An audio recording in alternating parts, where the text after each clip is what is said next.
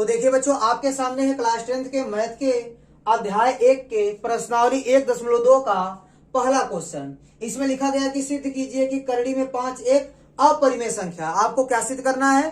करड़ी में 5 को एक अपरिमेय संख्या सिद्ध करना है। तो देखिए कैसे आप सिद्ध करेंगे। देखिए अपरिमेय आपको सिद्ध करना है, तो आप करड़ी में 5 को पहले क्या मान लीजिए? परिमेय मान लीजिए। तो यहां लिखेंगे माना करड़ी में 5 एक परिमेय संख्या है, परिमेय संख्या है। ठीक है, इसको आप क्या मान लीजिए? परिमेय संख्या है। तो परिमेय संख्या इसलिए करड़ी में 5 को आप लिख सकते हैं P/Q के रूप में। ठीक है, जहां P, Q क्या होंगे? पूर्णांक हैं। जहां P, Q क्या है? आपका पूर्णांक है, लिख देंगे पूर्णांक है। तथा Q is not equal to 0, क्योंकि परिमेय संख्या की परिभाषा होती है कि वह संख्या जो P/Q के रूप में हो, जहां PQ पूर्णांक होता है और Q is not equal to 0 होता है, उसे परिमेय संख्या बोलते हैं। ठीक है, तो यदि करड़ी में 5 आपका एक परिमेय संख्या है तो करड़ी में 5 को आप P/Q के रूप में लिख सकते हैं, जहां PQ पूर्णांक होगा, Q is not equal to 0। और यह मान के चलिए कि P/Q अपने सरलतम रूप में है। किस रूप में है? सरलतम रूप में। जैसे मान लीजिए कि 5/10 में लिखा हूं, तो ए अभी अपने सरलतम रूप में नहीं है। तो जब इसको आप हल करेंगे, देखिए 5 का नम 5 और 5 दूनी 10। अब इसको काट दिए ना, 5 का नम 5, 5 दूनी 10, तो ये अपने सरलतम रूप में आ गया। ठीक है, और मैं यह मान के चल रहा हूं कि जो P/Q मैं लिखा हूं वो क्या है? अपने सरलतम रूप में है, मतलब इस टाइप का नहीं है।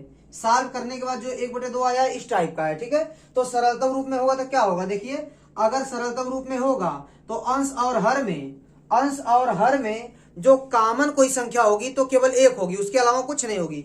जैसे मान लीजिए 1/2 है, तो 1/2 में आप ऊपर लिख सकते हैं 1 से गुणा कर सकते हैं, नीचे 1 से गुणा कर सकते हैं। तो कॉमन क्या मिलेगा आपको? 1 मिलेगा। 1 के अलावा और कोई कॉमन संख्या नहीं मिलेगी। लेकिन जब सरलतम रूप में नहीं होगा, जैसे मान लीजिए 5/10 है, तो 5 को आप लिख सकते हैं 5 गुणे 1 और 10 को लिख सकते हैं 5 गुणे 2। तो यहाँ पर आपको 5 कॉमन मिलेगा। ठीक है, यदि आपका सरलतम रूप में नहीं रहेगा तो 1 के अलावा कुछ और संख्या कॉमन मिलेगी अंश और हर में। लेकिन जब सरलतम रूप में रहेगा तो केवल एक ही कॉमन मिलेगा। आप बोल सकते हैं कि P और Q का एचसीएफ क्या मिलेगा? 1 मिलेगा। और जब सरलतम रूप में नहीं रहेगा तो एचसीएफ 1 नहीं मिलेगा, कुछ और मिल सकता है, जैसे यहाँ 5 मिल रहा है। ठीक है, तो आप लिख दीजिए करड़ी में 5 बराबर P/Q, जहां P और Q पूर्णांक है तथा Q is not equal to 0। और यहाँ आप लिख सकते हैं HCF, मतलब P और Q का म से कितना होगा? 1। म से 1 होने का मतलब क्या? कि P/Q क्या है? अपने सरलतम रूप में है। ठीक है, अब ध्यान दीजिए, चलिए इसको आगे सॉल्व करते हैं। अब देखिए करड़ी में 5/1 कर दीजिए बराबर P/Q। अब आप तिर्यक गुणा कर लीजिए। तिर्यक गुणा करेंगे तो P का गुणा 1 में होगा, तो आपको मिलेगा P बराबर करड़ी में 5Q। ठीक है, अब आपको दोनों पक्षों का स्क्वायर करना होगा। आप दोनों पक्षों का स्क्वायर कर दीजिए। ठीक है, ये हो गया आपका P स्क्वायर बराबर करड़ी में 5 का स्क्वायर 5 और ये आपका Q स्क्वायर हो गया। ठीक है, अब ध्यान दीजिएगा P स्क्वायर का मान क्या है? 5 गुणे Q स्क्वायर। ठीक है, तो P स्क्वायर का मान क्या है आपका? 5 गुणे Q स्क्वायर। आप ध्यान दीजिएगा 5Q स्क्वायर में यदि आप 5 से भाग देंगे तो ये कट जाएगा, मतलब 5Q स्क्वायर आपका क्या है? 5 से विभाज्य है। तो इसी के बराबर P स्क्वायर भी है, इसका मतलब P स्क्वायर भी आपका क्या है? 5 से विभाज्य है। लिख देंगे इसलिए P स्क्वायर 5 से विभाज्य है। क्या है? विभाज्य है। तो जब P स्क्वायर आपका 5 से विभाज्य है, इसलिए P भी क्या होगा? इसलिए P भी 5 से विभाज्य होगा। ठीक है, विभाज्य होगा। जैसे मान लीजिए कि किसी भी पूर्णांक का यदि स्क्वायर 5 से कटता है तो वह पूर्णांक भी 5 से कटता है। जैसे मान लीजिए 5 का स्क्वायर 25 आया, तो 5 का स्क्वायर जो 25 है, यदि 25 5 से कटेगा तो 5 भी 5 से कटेगा। मतलब किसी पूर्णांक का स्क्वायर अगर 5 से कट रहा है तो वो पूर्णांक भी 5 से कटेगा। ठीक है, इसीलिए यदि P स्क्वायर आपका 5 से विभाज्य है तो P भी क्या होगा? 5 से विभाज्य होगा।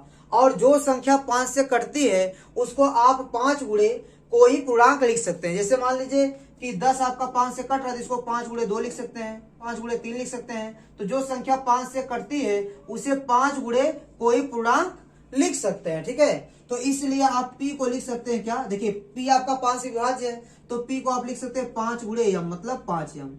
जहां m क्या है? लिख देंगे जहां यम पूर्णांक है। क्या है? पूर्णांक है। यम आपका क्या है? पूर्णांक है। ठीक है, अब ध्यान दीजिएगा, आप p का मान इसमें रखिएगा, इसको आप समीकरण 1 मान सकते हैं। ठीक है, तो p का मान आप समीकरण 1 में रख लीजिए। तो आप लिख सकते हैं कि p का मान समीकरण 1 में रखने पर आप लिख सकते हैं यहां पर कि p का मान समीकरण 1 में रखने पर, ठीक है, तो p का मान आप समीकरण 1 में रखिए। देखिए आपको क्या मिलता है, ध्यान दीजिएगा, समीकरण 1 यहाँ है, p का मान कितना है? 5m। आप यहाँ रखिए 5m, तो 5m का स्क्वायर बराबर 5q का स्क्वायर, 5 का स्क्वायर 25, 25m स्क्वायर बराबर 5q का स्क्वायर।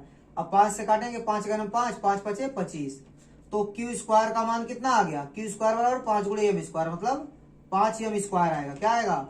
5m का स्क्वायर। अब ध्यान दीजिएगा, ये 5m स्क्वायर 5 से कट जाएगा, तो इसके बराबर q स्क्वायर है, तो q स्क्वायर भी आपका 5 से कटेगा, तो लिख देंगे इसलिए q स्क्वायर 5 से विभाज्य है।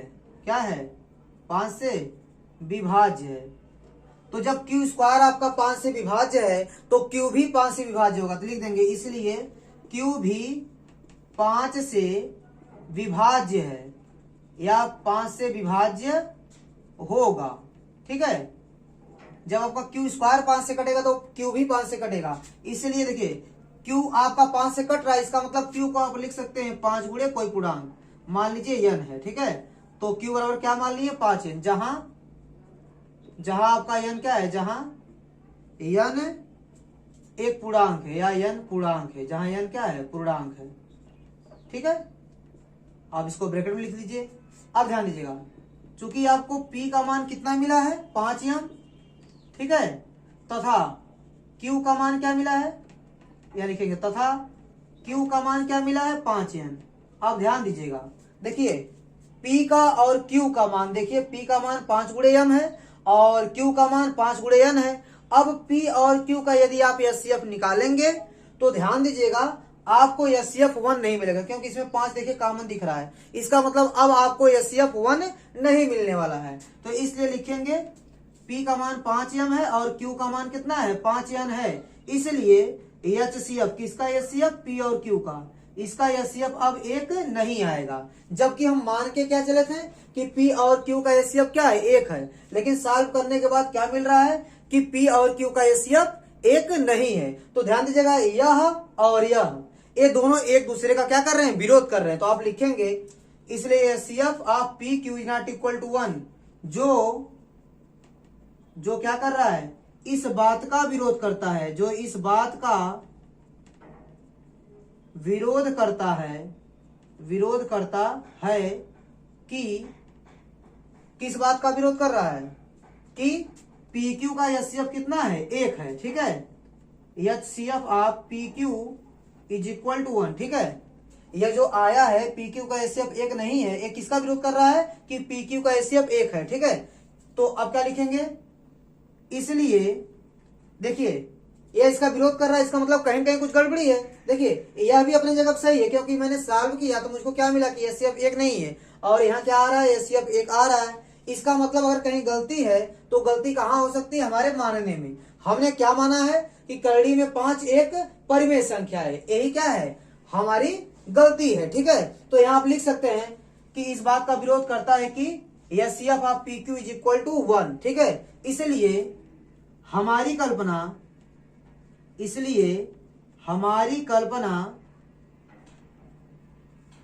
गलत है कि हम क्या कल्पना किए हैं कि करड़ी में 5 एक परिमेय संख्या है, इसलिए करड़ी में 5 एक अपरिमेय संख्या होगी। ठीक है, अपरिमेय संख्या होगी, अतः प्रूफ हो गया कि करड़ी में 5 क्या है? एक अपरिमेय संख्या है। ठीक है, हमने कल्पना क्या किया था कि करड़ी में 5 एक परिमेय संख्या, वो कल्पना क्या हो गई? गलत हो गई। अतः करड़ी में 5 क्या होगा? एक अपरिमेय संख्या होगी। ठीक है,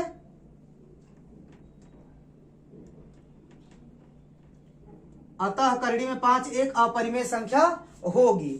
ठीक इसी प्रकार आप करड़ी में 2 को अपरिमेय संख्या प्रूव कर सकते हैं, और करड़ी में 3 को भी प्रूव कर सकते हैं, और करड़ी में 7 को भी प्रूव कर सकते हैं। ठीक है, तो स्टूडेंट उम्मीद करता हूं कि ये क्वेश्चन आपको अच्छे से समझ में आया होगा।